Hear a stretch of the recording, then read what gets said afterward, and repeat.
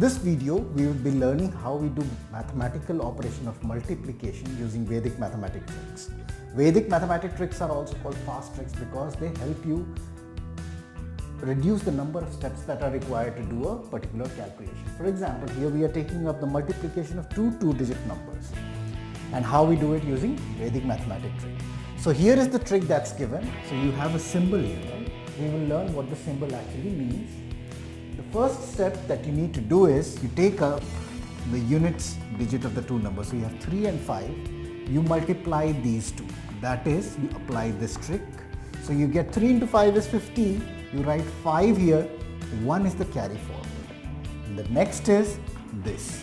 So you expand the grid size to 2 into 2 and you take the numbers diagonally opposite to each other.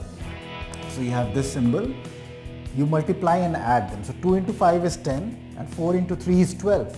When you add both of them, you'll get 22. 1 is the carry forward from here. So you get 23. You write 3 here. 2 is the carry forward.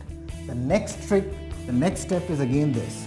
For that, you need to decrease the grid size. You have to move the grid this way. And you have to include 2 and 4 in that grid. And you have to multiply these two numbers. So 4 into 2 is 8. And you have a 2 carry forward. So you get 8 plus 2 is 10. So the answer, final answer would be 1035. Because again, if you go and get this 2 into 2 grid, you have already taken it. So it will be a repetition. So these are the 3 steps that you require to multiply two two-digit numbers. You have to remember this trick. Let's take another example and see if this works elsewhere. So you have a two-digit number 47. Let's multiply it with 36.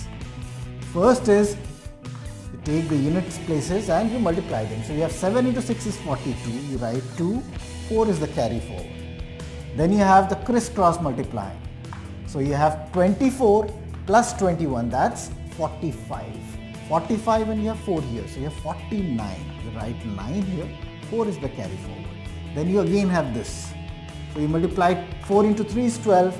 12 plus 4 would give you 16. And hence 1692 would be the answer. At first, it might seem that it takes as much time as you would take to multiply these two numbers by the regular process. But once you get used to this method, if you go on practicing for about 5 to 7 questions, you would find that this is always an easier and a quick method to do multiplication of two-digit numbers.